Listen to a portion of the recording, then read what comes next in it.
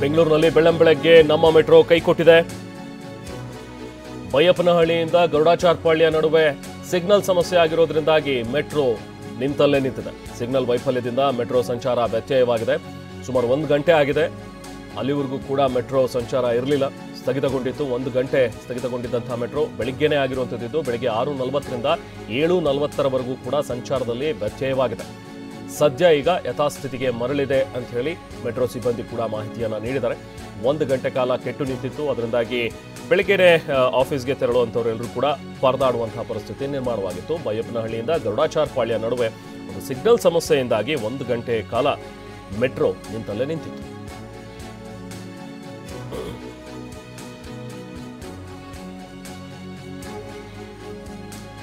Bengaluru metro ಸಾಕಷ್ಟು ಜನ ಆಶ್ರಯಿಸಿದ್ದಾರೆ. ಯಾಕಂದರೆ ಬೆಳಗ್ಗೆನೇ ತಮ್ಮ ತಮ್ಮ ಕೆಲಸಗಳಿಗೆ ತೆರಳುವಂಥವ್ರು, ಮೆಟ್ರೋದಲ್ಲಿ ಹೋಗುವಂಥವ್ರು ತುಂಬ ಜನ ಇರ್ತಾರೆ. ಬಟ್ 1 ಗಂಟೆ ಕಾಲ ಕೆಟ್ಟು ನಿಂತಿತ್ತು ಅಂತ ಹೇಳಿದ್ರೆ ಅವರೆಲ್ಲರೂ ಕೂಡ ಸ್ವಲ್ಪ ಮಟ್ಟಿಗೆ ತೊಂದರೆಯನ್ನು ಅನುಭವಿಸಿದ್ರು. ಆದರೆ ತಕ್ಷಣಕ್ಕೆ ಆ ಸಿಗ್ನಲ್ ಸಮಸ್ಯೆಯನ್ನು ಪರಿಹರಿಸಿದ್ದಾರೆ.